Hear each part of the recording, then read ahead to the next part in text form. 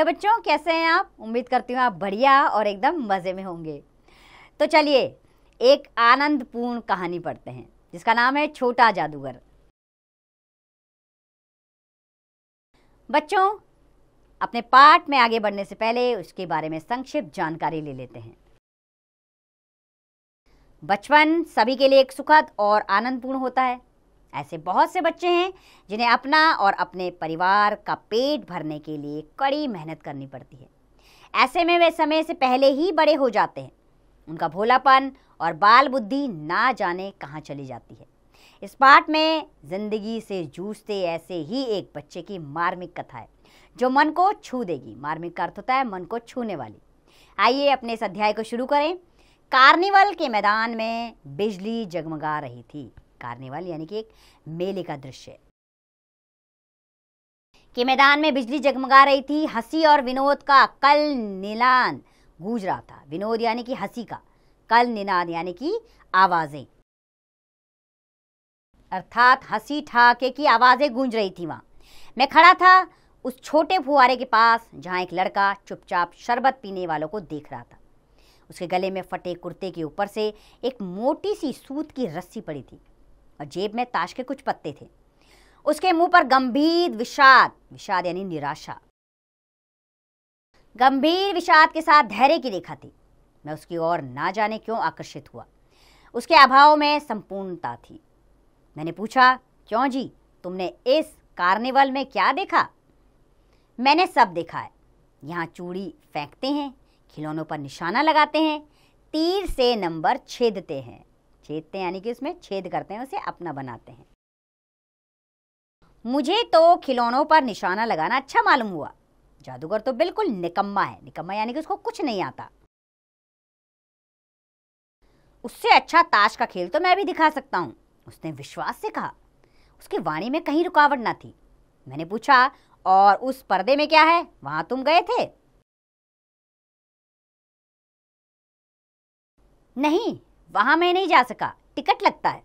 मैंने कहा, तो चलो मैं वहां तुमको लिवा चलूं, अर्थात ले चलूं। तो मैंने उस बच्चे से कहा, चलो वहां मैं तुमको दिखा लाऊं क्या है। मैंने मन ही मन कहा, भाई आज के मित्र तुम ही रहे। उसने कहा, वहां जाकर क्या कीजिएगा? चलिए निशाना लगाया जाए। मैंने उससे सहमत होकर, अर्थात उसकी बात में हामी भरी। सहमत होकर कहा, तो फिर चलो पहले शरबत पी लिया जाए। उसने स्वीकार सूचक सिर हिला दिया। मनुष्यों की भीड़ से जाड़े की संध्या भी वहां गर्म हो रही थी। हम दोनों शरबत पीकर निशाना लगाने चले। राह में मैंने उससे पूछा, तुम्हारे परिवार में और कौन है? माँ और बाबूजी। उन्होंने तुमको यहाँ आने के लिए मना नहीं किया? बाबूजी जेल में हैं। क्यों? देश के लिए, वह गर्व से बोला। और तुम्हारी माँ? वह बीमार है। और तुम तमाशा देख रहे हो? उसके मुंह पर तिरस्कार की हंसी फूट पड़ी, अर्थात ऐसा लग रहा था उसको कोई उपहास उड़ा रहा है। तिरस्कार का अर्थ उपहास।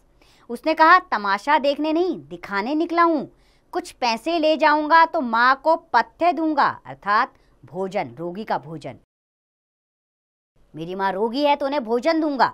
मुझे शरबत ना पिलाकर आपने मेरा खेल देखकर मुझे कुछ पैसे दे दिया होता तो मुझे अधिक प्रसन्नता होती, अर्थात मैं बेहद खुश होता।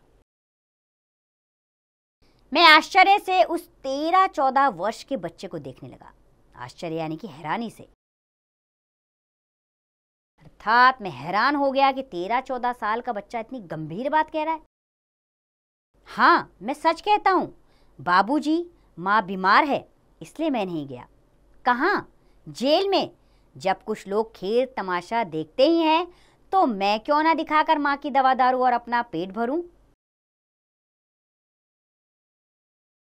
मैंने दीर्घ निश्वास यानी कि लंबी श्वास ली। मैंने दीर्घ निश्वास लिया। चारों ओर बिजली के लट्टू नाच रहे थे। मन व्यग्र हो गया यानी कि उत्तेजित हो गया। सोच में पड़ गया कि हम आखिर कैसा जीवन जी रहे। मैंने उससे कहा, अच्छा चलो निशाना लगाया जाए। हम दोनों उस जगह जा पहुंचे जहां खिलौनों को गेंद से गिराया जाता था। मैंने 12 टिकट खरीदकर उस लड़के को दिए। वह निकला पक्का निशानेबाज। उसका कोई गेंद खाली न गया। देखने वाले दंग रह गए। उसने 12 खिलौनों को बटोर लिया। लेकिन उठाता कैसे? कुछ मेरे रुमाल में बांधे, कुछ जेब में रख लिए। लड़के ने कहा, बाबूजी आपको तमाशा दिखाऊंगा, बाहर आइए, मैं चलता हूँ। और वह 9-2-11 हो गया, अर्थात वहां से चला गया। मैंने मन ही मन कहा, इतनी जल्दी आंख बदल दी। मैं घूमकर पान की दुकान पर आ गया। पान खाकर बड़ी देर तक इधर उधर टहलता देखता रहा। झूले के पास लोगों का ऊपर आना देखने लगा। अकस्मात यानी कि अकस्मात किसी ने ऊपर के हिंडोले से पुकारा, बाबूजी। मैंने पूछा, कौन? मैं हूं छोटा जादूगर।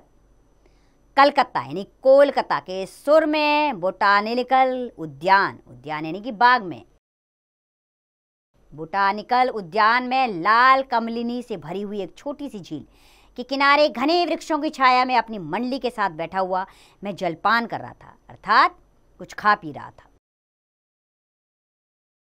बातें हो ही रही थी कि इतने में वही छोटा जादूगर दिखाई पड़ा। हाथ में 4 खाने का खादी का झोला, झोला यानी कि लंबा सा थैला, साफ जांघिया और आधी बाहों का कुर्ता, सिर पर मेरा रुमाल सूत की रस्सी से बंधा हुआ था। मस्तानी चाल से घूमता हुआ कहने लगा, बाबूजी नमस्ते, आप कहिए तो खेल दिखाऊं? नहीं जी, अभी हम लोग जलपान कर रहे हैं, फिर इसके बाद क्या गाना बजाना होगा बाबूजी? नहीं जी, तुमको क्रोध से मैं कुछ और कहने ही जा रहा था। श्रीमती ने कहा, दिखलाओ जी, तुम तो अच्छे आए, भला कुछ मन तो बहले। मैं चुप हो गया, क्योंकि श्रीमती जी की वाणी में यह माँ की सी मिठास थी जिसके सामने किसी भी लड़के को रोका नहीं जा सकता था। उसने खेल आरंभ किया। उस दिन कार्निवल के सब खिलौने उसके खेल में अपना अभिनय करने लगे। अभिनय यानी कि नाटक करने लगे, अर्थात ऐसे लग रहा था उसके उस अभिनय को सारे खिलौनों ने अपना मंच बना लिया हो। भालू मनाने लगा, बिल्ली रूठने लगी, बंदर घुड़कने लगा। गुड़िया का ब्याह हुआ, गुड्डा वर काना निकला। लड़के की वाचालता से ही अभिनय हो गया, अर्थात बहुत ज्यादा बातचीत करना। वाचाल था यानी कि बहुत बोलने वाला, उससे उसका अभिनय हो रहा था। सब हंसते हंसते लोटपोट हो गए। मैं सोच रहा था, बालक की आवश्यकता ने उसे कितना शीघ्र चतुर बना दिया। शीघ्र यानी बहुत जल्दी, अर्थात ये बच्चा कितनी जल्दी चतुर बन गया। यही तो संसार है। ताश के सब पत्ते लाल हो गए, फिर सब काले हो गए।